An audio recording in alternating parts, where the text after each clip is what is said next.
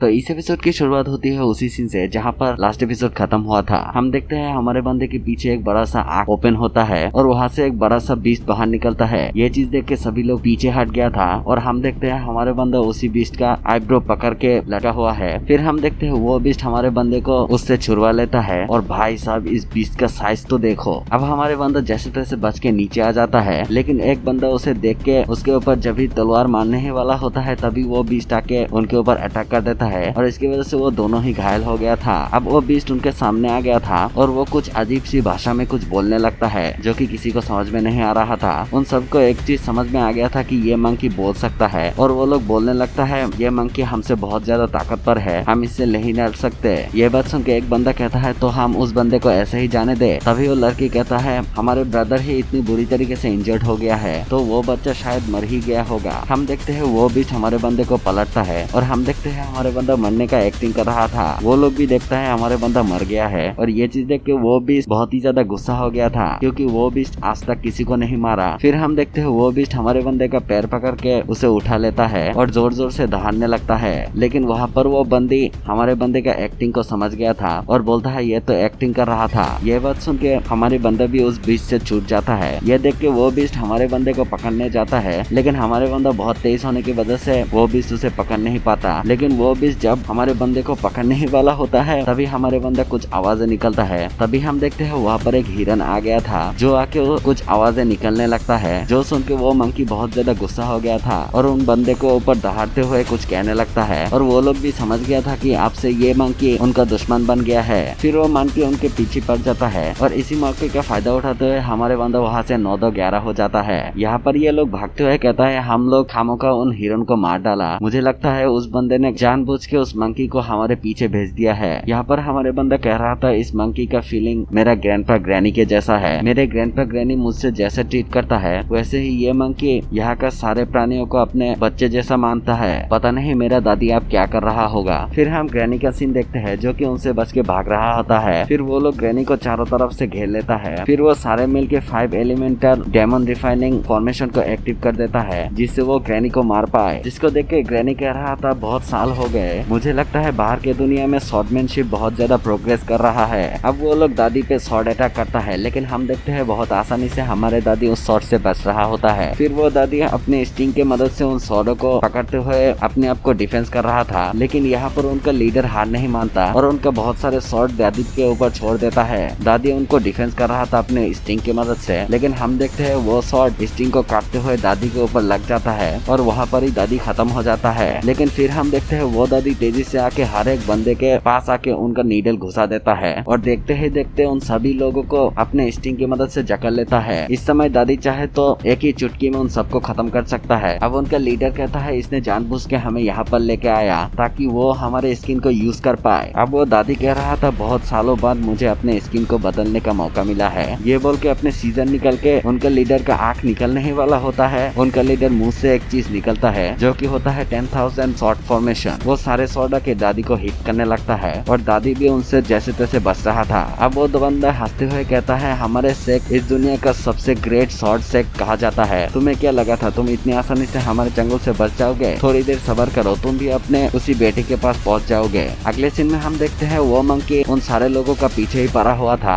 और उनको वहाँ से भगा देता है। फिर वो लोग एक जगह पर आके बोलता है हम लोग तो उससे पीछा छूट गए, लेकिन मुझे नहीं लगता फिर से हम वहाँ पर जा पाएंगे, लेकिन अगर हम खाली हाथ लौटे तो मास्टर हमारे ऊपर बहुत ज्यादा भड़क जाएगा। अब वो लड़की कहता है तुम्हें चिंता करने की कोई जरूरत नहीं है, उस बंदी का की उतना ज्यादा खास नहीं है तो मैं बहुत आसानी से उससे ढूंढ पाऊंगा। फिर वो अपने की के मदद से हमारे बंदे को बहुत आसानी से ढूंढ लेता है। फिर वो सभी लोग उसी डायरेक्शन की ओर जाने लगता है। फिर हम देखते हैं हमारे बंदा बहुत दूर आ गया था और वो सोचने लगता है वो लोग मेरे पीछे इतने आसानी से नहीं छोड़ेंगे। फिर वो सोचने लगता है वो लोग कितने बेरहमी से उन हिरणों को मार डाला, लेकिन दूसरी तरफ वो बंदर इतने डरावना दिखने के बाद भी आज तक किसी को भी नहीं मारा। उन लोगों को तो उससे कुछ सीखना चाहिए। फिर वो एक जगह पर आ गया था जहाँ पर एक बहुत बड़ा बर्ड था। वो बर्ड वहाँ से उड़ने लगता है और हम देखते हैं उस बर्ड का पीछा हमारे बंदा कर रहा था। अब हमारे बंदा सोचने लगता है डार्कनेस आने से पहले मैं विलेज में नहीं लौट सकता। फिर उसे ग्रैनी के कुछ बातें याद आता है जहाँ पर उसे ग्रैनी बोल रहा था अगर तुम डार्कनेस आने से पहले विलेज में ना आ पाओ तो तुम दाशा कर रूइंस में छुप जाना, वो जगह तुम्हारे लिए सेफ हो सकती है। फिर हमारे बंदा दादी से पूछता है तो मैं सही जगह कैसे पहचानूंगा? अब दादी कहने लगता है तुम्हें सबसे पहले देखना है कि हमारे विलेज में मौजूद वो स्टोन के जैसा कोई स्टोन वहाँ पर है कि नहीं। दूसरी बात यह है कि तुम्हें वहाँ पे मौजूद एनिमल्स का पीछा करोगे। उन लोगों को पता है कि डार्कनेस आने से पहले कहाँ जाना है। ये सब सोचते हुए हमारे बंदा उन सारे एनिमल्स का पीछा करने लगता है, लेकिन वो जाते जाते बहुत ज्यादा एग्जॉस्ट हो गया था। लेकिन विलेज चीफ का दिया हुआ एक मेथड का यूज करके वो फिर से हील हो जाता है और वो वहाँ से भागने लगता है।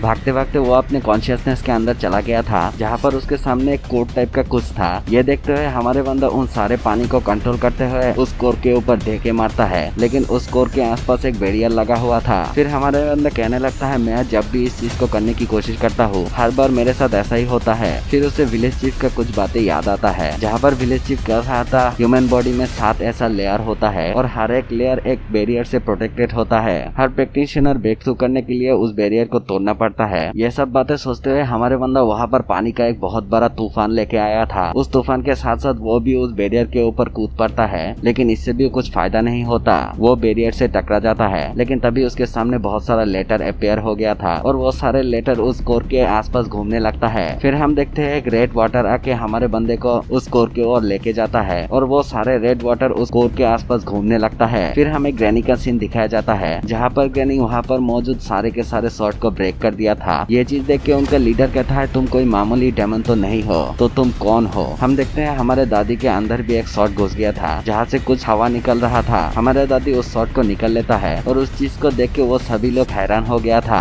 और बोलने लगता है तुम जैसे दिखते हो वैसा हो नहीं, तुमने तो एक स्किन पहना हुआ है। हम देखते हैं दादी कटी हुई जगह को सील देता है और अलग आवाज में बोलने लगता है तुमने मुझे हर्ट किया। ये चीज सुन के उनका लीडर कहने लगता है मैंने इस वॉइस को कहीं पर तो सुना है, मुझे पता है तुम तो डेमन सेक्ट का लीडर हो ना। ये बात कहने की ही देर थी दादी उन सबको मार देता है। फिर वो किसी को बोलता है बाहर निकलो। हम देखते हैं वहाँ पर और एक बंदा था और दादी कहने लगता है मुझे पता नहीं तुम कब से यहाँ पर आके मुझे देख रहे थे। अब वो ग्रैंडपा कहने लगता है चिंता मत करो, मैंने तुम्हारा कोई भी स्टोरी नहीं सुना। अब दादी कहने लगता है मुझे उससे कोई फर्क नहीं पड़ता। अब वो ग्रैंडपा कहने लगता है मुझे कुछ तो नहीं पता, लेकिन मुझे एक स्टोरी पता है। फिर ये ग्रैंडपा हमारे दादी के बारे में बोलने लगता है, बोलता है ली तंग जियान नाम के एक बंदी थी जो कि बहुत ही ज्यादा अच्छी लड़की थी, लेकिन उसने एक गलती किया है। वो एक हैंडसम डेमन सेंट के प्यार में गिर गया था और इसकी वजह से वो अपने सेक्ट को भी छोड़ दिया था और उस बंदी से शादी कर लेता है। लेकिन सुनने को मिला है वो बंदी शादी के पहले रात को ही अपने हस्बैंड को मार डाला है और वहाँ से एक बुक लेके भाग गया था और तब से आज तक वो लोग उस लड़की को ढूंढ रहा है। फिर दादी भी हमारे ग्रैंडपा के बारे में बोलने लगता है, बोलता है मैं जब जवान था तब मैंने एक चोर के बारे में सुना था। वो चोर बहुत ही ज्यादा तेज था। ऐसा कहा जाता है कि उसका स्पीड जॉट का स्पीड के बराबर है। लेकिन एक दिन जब एम्परर यांगकोंग का थ्रोन चुराने वाला होता है तभी इंपीरियल मास्टर यांगकोंग उसे पकड़ लेता है और उसका एक पैर काट देता है। लेकिन वो बंदा जैसे तैसे करके वहाँ से भाग गया था और तब से आज तक यांगकोंग उस बंदे का पीछे पड़ा है। लेकिन वो बंदा एक पैर ना होने के बावजूद भी उसका स्पीड अभी भी वैसा ही है। ये बात सुन के वो ग्रैंडपा कहने लगता है देखो हम लोग बूढ़ा हो चुकी है, वैसे भी ये सब पास्ट है, तो हमें अपने अपने सीक्रेट छुपा के रहना चाहिए और किसी को हम इसके बारे में नहीं बताएंगे और मुआर को तो इसके बारे में भड़क भी नहीं लगना चाहिए। अब हमारे बंदे का नाम सुन के दादी को याद आता है और बोलता है मुआर क्या विलेज में आया है। अब ये बंदा कहने लगता है मैं तो यही रोड से यहाँ पर आई हूँ, मुझे तो उसे कहीं पर भी नहीं दिखा। ये बात सुन के दादी हमारे बंदे को ढूंढने के लिए चला जाता है। फिर हम देखते हैं हमारे बंदा उन सारे बीस्ट को फॉलो कर रहा था और बोलता है मैं करूँ तो करूँ क्या, धीरे धीरे अंधेरा हो रहा है। हम देखते हैं वो सारे कल्टिवेटर भी हमारे बंदे के पीछे पड़ा था। यहाँ पर हम देखते हैं वो सारे बीस्ट एक ही जगह पर भाग रहा था और वो लोग ऐसे भाग रहा था जैसे मानो उनके पीछे एक मौत पड़ा हुआ है। फिर हमारे बंदा कहने लगता है ये लोग वहाँ पर ही भाग रहा है जहाँ से डार्कनेस आ रहा है। हम देखते हैं वहाँ पर धीरे धीरे डार्कनेस आ गया था और इसी के साथ ये वाला एपिसोड खत्म होता है।